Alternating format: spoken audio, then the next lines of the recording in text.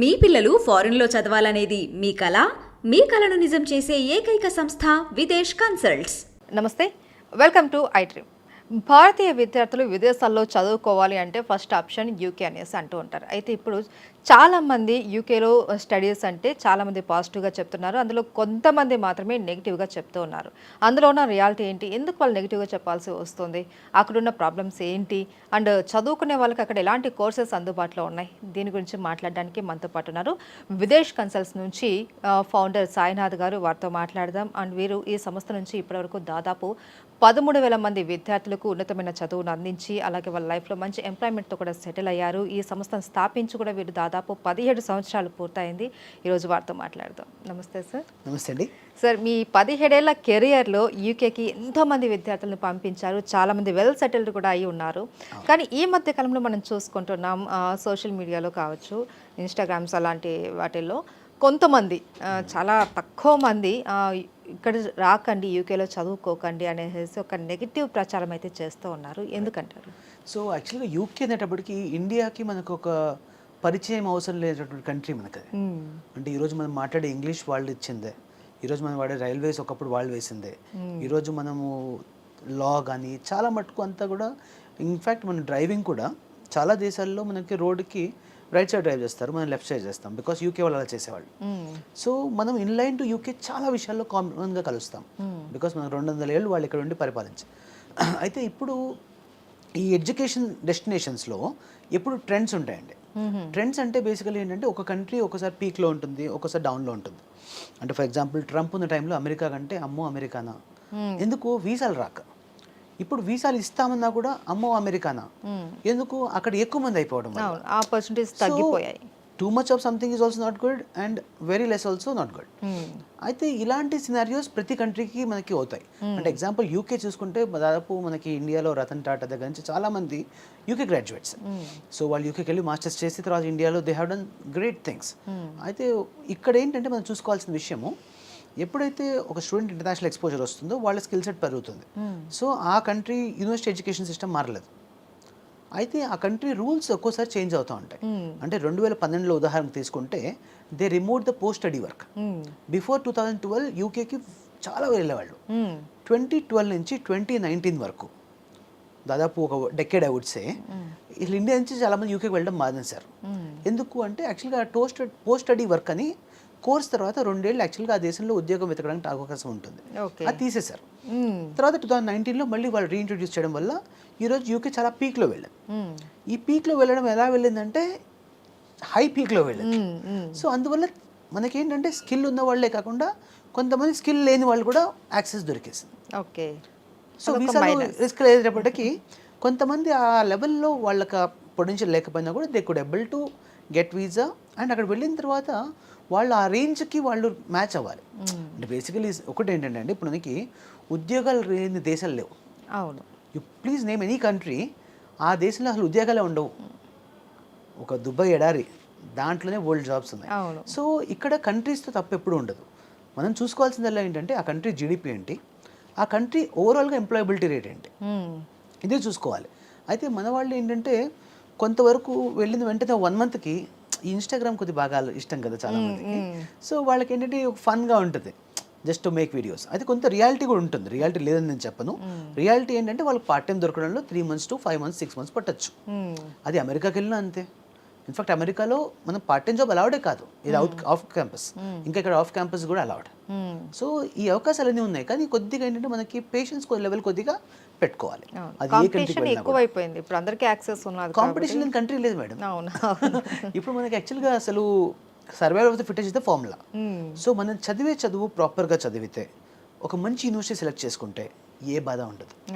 అలా కాకుండా వెళ్ళేటప్పుడేమో నాకు ఈజీగా అయిపోవాలి కోర్సు, ఈ యూనివర్సిటీలో 100% గ్రాడ్యుయేషన్ రేట్ ఉంటుంది, చదవకపోతే నడుస్తుంది, అలాంటి యూనివర్సిటీస్ తీసుకున్నప్పుడు ఆబ్వియస్లీ చదివేటప్పుడు ఈజీగానే ఉంటుంది.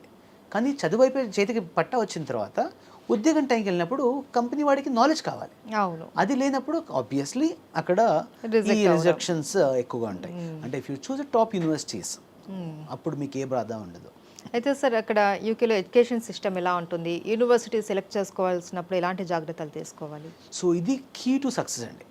ఇది చాలా ఇంపార్టెంట్ పాయింట్. ఇది ఏంటంటే ముఖ్యంగా స్టూడెంట్కి ఒక యూనివర్సిటీ సెలెక్ట్ చేసేటప్పుడు అక్కడ ఎడ్యుకేషన్ సిస్టమ్ 1 year మాస్టర్స్ ఉంటుంది, 2 years మాస్టర్స్ ఉంటాయి.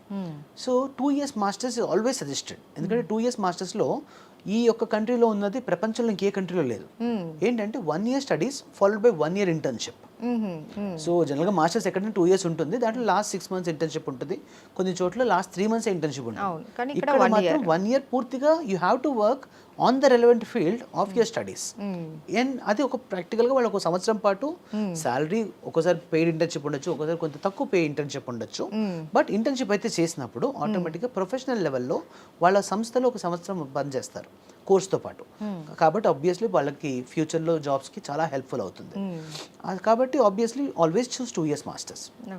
రెండో థింగ్ ఏంటంటే ఈ కోర్సెస్ సెలెక్ట్ చేసేటప్పుడు యూనివర్సిటీస్ ముఖ్యంగా మేము ఏంటంటే యాక్చువల్గా ఐ ఫాలో సక్సెస్ ట్రయల్. అంటే ఇప్పుడు నేను actually have agreements with almost all the universities.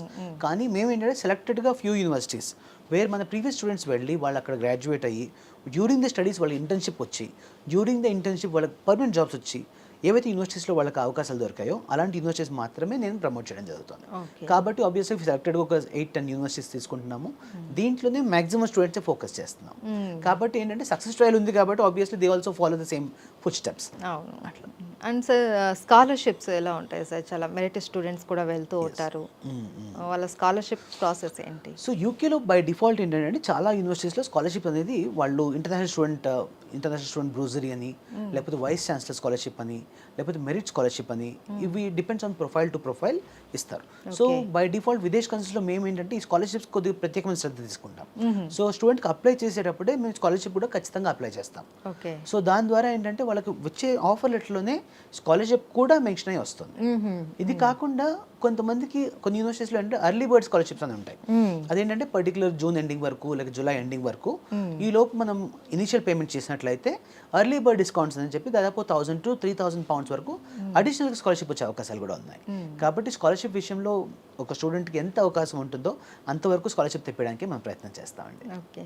And యూకేకి వెళ్ళడం కొంతమంది చాలా కష్టం అనుకుంటారు, ఎంట్రీ అవ్వడం, ఆ రిక్వైర్మెంట్ ఏంటి అండ్ ప్రాసెస్ ఎలా ఉంటుంది అన్నది చాలా మందికి తెలియదు. మీ విదేశ్ కన్సల్ట్స్ ద్వారా ఇదంతా ఎలా జరుగుతుందో చెప్తారు? సో టచ్ వుడ్ యాక్చువల్గా ఈ 17 yearsలో మాకు ఒక వీసా కూడా రిజెక్ట్ అవ్వలేదు యూకేకి. సో యూకేలో almost I would say we have 100% success rate ప్రస్తుతం ఎంజాయ్ చేస్తున్నాము. అయితే దానికి మెయిన్ అడ్వాంటేజ్ ఏంటంటే మనం సెలెక్ట్ చేసే యూనివర్సిటీస్ మంచివి. రెండో థింగ్ స్టూడెంట్ ఎలిజిబిలిటీ క్రైటీరియా మనం ముందుగానే అవగాహన చేసుకుంటాం. సో ఎగ్జాంపుల్ యాక్చువల్గా ఏంటంటే IELTS or TOEFL or PTE ఇది జనరల్గా ఏంటంటే యూకేలో యూనివర్సిటీస్ కావాల్సిన రిక్వైర్మెంట్. అది IELTS 6.0 అవుట్ ఆఫ్ 9.0 ఆ లెవెల్లో మిగతా ఎగ్జామ్స్ కూడా ఉండాలి, ఏదైనా ఒకటి రాయాలి దీంట్లో. అయితే కొంతమందికి ఏంటంటే వాళ్ళు ఆల్రెడీ ఇంటర్మీడియట్ ఇంగ్లీష్లో ఎవరికైతే 65 and above ఉంటుందో చాలా యూనివర్సిటీస్ ఈ ఎగ్జామ్స్ కూడా అవసరం లేకుండా ఎగ్జామ్స్ చేస్తాయి. సో వాటిని కూడా మనం యూస్ చేసుకుంటాం. And there are certain universities where actually మనకి ఏంటంటే కేవలం MOA బేస్ మీద కూడా చేయొచ్చు. అంటే ఇండియా నుంచి మనం ఇంటర్వ్యూ చేపించి without writing any GRE or without writing any TOEFL or IELTS నేరుగా స్టూడెంట్కి ఇక్కడ నుంచి అడ్మిషన్ ఉన్న పళ్ళంగా తెప్పించి దాంతో మనం వీసా ఫైల్ చేసుకోవచ్చు.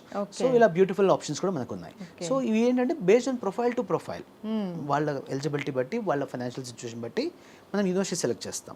దాని ద్వారా మనం అప్లై చేయడం వల్ల సక్సెస్ రేట్ అయితే ఇప్పుడు 100% మెయింటైన్ చేయగలుగుతున్నాం అండి. సో 1 year ఇంటర్న్షిప్ అన్నారు, 2 years మాస్టర్స్లో.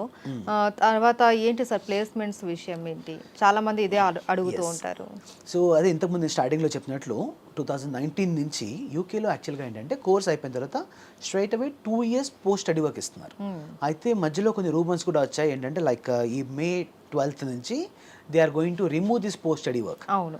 సో చాలా మంది దీనికి పానిక్ అయిపోయి ఇప్పుడు ఆల్రెడీ కొంతమంది ఫీజు కట్టిన వాళ్ళు ఆగాల ఏంటి ఇప్పుడు 12th June రోజు యాక్చువల్గా the parliament of UK has given a clean chit that actually like there is no changes in the graduate program route. అంటే గ్రాడ్యుయేట్ రూట్ అంటే బేసికలీ కోర్స్ అయిపోయిన తర్వాత 2 years పోస్ట్ స్టడీ వర్క్ని యాజ్ ఇట్ ఈస్గా వాళ్ళు అంతకుముందులా ఉందో అలాగే కంటిన్యూ చేస్తున్నారు. అండ్ ఇప్పుడు నెక్స్ట్ నియర్ ఫ్యూచర్లో అటువంటి ప్లాన్స్ ఏమీ లేవు.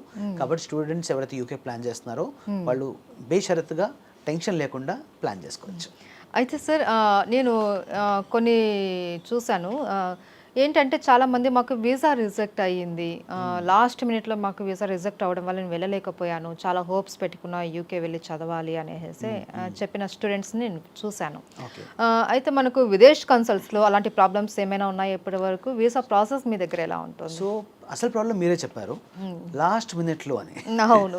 సో ఫస్ట్ థింగ్ ఏంటంటే యాక్చువల్గా యూకే ప్రాసెస్ అనేది చాలా సింపుల్ స్ట్రక్చర్డ్ వీసా ప్రొసీజర్. ఈ structured visa procedure time line ఉంటుంది. అంటే మనం at least 1 month before the course commencement మనం వీసా ఫైల్ చేసుకుంటే మీకు ఏ ప్రాబ్లం ఉండదు. అలా కాకుండా ఇంకో 3 రోజుల్లో వీసా ఫైల్ చేయాలి, లైక్ కాలేజ్ స్టార్ట్ అవుతుంది, ఈ రోజు మీరు వీసా ఫైల్ చేస్తాను, ఇలాంటప్పుడు కొద్దిగా ఇంటర్వ్యూస్ పడే అవకాశం ఉంటుంది. కాబట్టి ఎప్పుడు కూడా మనం సఫిషియెంట్ టైం చూసుకొని, అంటే స్టూడెంట్ మాకు అప్రోచ్ అయినప్పుడే మేము క్లియర్గా వాళ్ళకి చెప్తాం మీకు ఈ పలానా ఇంటెక్ వస్తుంది. బికాస్ లక్కీ ఏంటంటే మనకి ఇక్కడ almost every alternate month we have intakes. జనవరి, ఫిబ్రవరి, కొన్ని మార్చ్, మే, జూలై, సెప్టెంబర్ వరుసగా ఇంటెక్స్ ఉన్నాయి. కాబట్టి అంత కంగారు ఏమీ లేదు. సో అప్లై చేసేటప్పుడే ప్రాపర్గా టైమ్స్ లైన్స్ చూసుకొని దాని ప్రకారంగా అప్లై చేసి, యూకేకి 2 థింగ్స్ అండి. ఒకటి ఏంటంటే మెడికల్స్ అంటే చిన్న టీబీ టెస్ట్ చేస్తారు, అది ఎవరికి ప్రాబ్లం ఉండదు, టచ్వుడ్. రెండో థింగ్ వచ్చేప్పటికి ఫైనాన్షియల్స్. ఇప్పుడు మన చాలా కంట్రీస్లో ఏంటంటే పేరెంట్స్ ఏం చేస్తారు, వాళ్ళ ఇన్కమ్స్ ఎంత, వాళ్ళ బ్యాక్గ్రౌండ్, బ్యాంక్ బ్యాలెన్స్ ఎంత, బ్యాంక్ బ్యాలెన్స్లో ఏంటి, అది ఒక 6 నెలల నుంచి మాకు స్టేట్మెంట్ చూపించండి, లేదంటే మీకు మీ ఆస్తులు ఎంత ఉన్నాయి, ఈ సిఏ ద్వారా రిపోర్ట్స్ ఇవన్నీ ఉంటాయి. యూకేలో ఇటువంటి ఏ గొడవ లేదు, అస్సలు ఏది ఉండదు. ఓన్లీ 28 days మనం ఫండ్స్ మెయింటైన్ చేసామా, ఆ కాగితం వాళ్ళకి చూపిస్తే దాంతో సరిపోతుంది. అది కూడా కేవలం ఏంటంటే వాళ్ళ బ్యాంక్ బ్యాలెన్స్ వచ్చేసి 1 సంవత్సరం పాటు వాళ్ళ లివింగ్ ఎక్స్పెన్సెస్, బ్యాలెన్స్ ఫీజ్ అది చూపించడానికి కూడా మనకు యాక్చువల్గా బ్యాంక్ లోన్స్తో కూడా మనం టైఅప్ అయి ఉన్నాం. So now we're working with almost close to all the public and private banking sectors. కాబట్టి automatically students maximum loan avail చేసుకుంటున్నారు. ఈ లోన్ ప్రాసెస్ కూడా విదేశ్ కన్సల్ట్స్లో ప్రత్యేకంగా we have separate unit for this. అయితే సార్, ఇప్పుడు మనం కొన్ని వీడియోస్ చూసాం కదా, ఇక్కడికి రాకండి, ఇక్కడ అంత సేఫ్ కాదు అనేసి కొంతమంది చెప్పారు, చాలా తక్కువ మంది. అయితే పేరెంట్స్ ఇప్పుడు పంపించాలి అనుకుంటున్న పేరెంట్స్ కావచ్చు, స్టూడెంట్స్ కావచ్చు, వాళ్ళకి ఒక భయం ఉంటుంది, ఏంటి అక్కడ సేఫ్టీ సెక్యూరిటీ పరంగా ఏమైనా ఇబ్బందులా అనేసి. సో వాళ్ళకి ఏం చెప్తారు? So safety security is actually a primary key which I also consider. నేను మా ఫ్యామిలీ మెంబర్స్ని పంపించినప్పుడు ఎంత జాగ్రత్తగా ఉంటామో, ఆబ్వియస్లీ ఈవెన్ ప్రొఫెషనల్ లెవెల్లో కూడా అలాగే ఉంటాము. కాబట్టి we could able to come to this long. అయితే దీనిలో ముఖ్యంగా మనకి యూకే వచ్చేటప్పటికి లండన్ కానీ, మాంచెస్టర్ కానీ, బర్మింగమ్, స్కాట్లాండ్, ఇవి చాలా బ్యూటిఫుల్ ప్లేసెస్. సో టూరిస్ట్ కూడా చాలా ఎక్కువగా వస్తూ ఉంటారు. సో వాళ్ళ యూకే ఎకానమీలో టూరిస్టిజం కూడా ఒక one of the important revenue generation. కాబట్టి వాళ్ళ సేఫ్టీ సెక్యూరిటీ వాళ్ళకు కూడా చాలా అవసరం. కాబట్టి అది ఉంటేనే టూరిస్ట్ వస్తారు. అది కాకుండా లోకల్ సేఫ్టీ సెక్యూరిటీ, ఇక్కడ గన్ కల్చర్ ఉండదు. ఇక్కడ లాస్ కూడా చాలా స్ట్రిక్ట్గా ఉంటాయి. ఏంటంటే ఇప్పుడు ఇంకోటి టెక్నాలజీ కూడా చాలా బాగా వాడతారు. ఏఐ తోటి మనుషులు ట్రేస్ చేస్తారు. అండ్ ఒక కెమెరాలో ఒక మనిషిని చూసినప్పుడు ఆ మనిషి ఫోటోతోటి they could able to identify his NI number, they could able to take up his all the address, phone numbers, everything. అంటే ప్రతి మనిషి జియో ట్యాగింగ్ లాగా అయిపోయింది. కాబట్టి ఆబ్వియస్లీ వాళ్ళకి అక్కడ ఏంటంటే సేఫ్టీ సెక్యూరిటీ విషయంలో అసలు మనం టెన్షన్ పడాల్సిన అవసరం ఏం లేదు. అండ్ ముఖ్యంగా ఇంకోటి ఏంటంటే మనకు చాలా మంది అక్కడ వెళ్ళిన తర్వాత సెటిల్మెంట్ ఆప్షన్స్ గురించి, పిఆర్ గురించి చాలా మంది అంటున్నారు. ఇది పిఆర్ గురించి ఏంటంటే ఐ వుడ్ సే ఇక్కడ యూకేలో ఏంటంటే 2 years of studies already there, ఆ తర్వాత 2 years పోస్ట్ స్టడీ వర్క్ ఉంటుంది. సో ఈ 4 years they are absolutely free. ఈ 4th year తర్వాత వాట్ హ్యాపెన్స్ నెక్స్ట్, ఇక్కడ ఏంటంటే మనకి ఈ Tier 2 వీసా అని ఉంటుంది, అంటే విచ్ ఇస్ వర్క్ వీసా. దానికి కేవలం ఒక 27,000 pounds per annum వాళ్ళ ఇన్కమ్ ఉంటే వాళ్ళు Tier 2 క్వాలిఫై అవుతారు. జనరల్గా ఒక మెక్డొనాల్డ్స్లో ఒక సింపుల్ ఎంప్లాయీ వర్క్ చేసినా కూడా దే ఎర్న్ 25,000 pounds. సో ఇంకొక 2,000 అంటే నేషనల్ బేసిక్ యావరేజ్ కంటే ఒక 10% బెటర్ వాల్యూ ఉండాలి. అంటే ఈ 4 yearsలో ఉన్నప్పుడు ఆటోమేటికల్లీ ఒక టీమ్ లీడ్ అయినా కూడా వాళ్ళకి ఆ పొజిషన్ వస్తుంది. తర్వాత level 1 కంపెనీ ఉండాలి. And we have 85,000 plus level 1 companies in UK. ఈ 85,000 కంపెనీస్లో ఎక్కడ ఉద్యోగం వచ్చినా కూడా వాళ్ళకి ఆటోమేటికల్లీ మనకి వర్క్ వీసా వస్తుంది. అలా 5 years వాళ్ళు ఆ దేశంలో వర్క్ పర్మిట్ ఉన్నట్లయితే they get the PR. So permanent residency కూడా చాలా ఈజీగా ఉంటుంది. సో చాలా డౌట్స్కి ఆన్సర్స్ ఇచ్చేసారు మాకు. ఇంకా ఏమైనా డౌట్స్ ఉంటే కనుక విదేశ్ కన్సల్ట్స్ నెంబర్ మనకు స్క్రీన్ మీద వెళ్తూ ఉంది. సో ఆ నెంబర్కి మీరు కాల్ చేసి మీకు కావాల్సిన వివరాలు తెలుసుకోవచ్చు. అండ్ అలాగే డైరెక్ట్గా వీళ్ళకి 13 బ్రాంచెస్ కూడా ఉన్నాయండి. అక్కడికి వెళ్ళి కూడా మీరు డైరెక్ట్గా ఫేస్ టు ఫేస్ మాట్లాడుకోవడం, మీకున్న డౌట్స్ అన్ని కూడా క్లియర్ చేసుకోవచ్చు. Right sir, thank you so much, మాకు చాలా వివరాలు తెలియజేశారు. ప్లెజర్ అండి, థ్యాంక్ యూ వెరీ మచ్.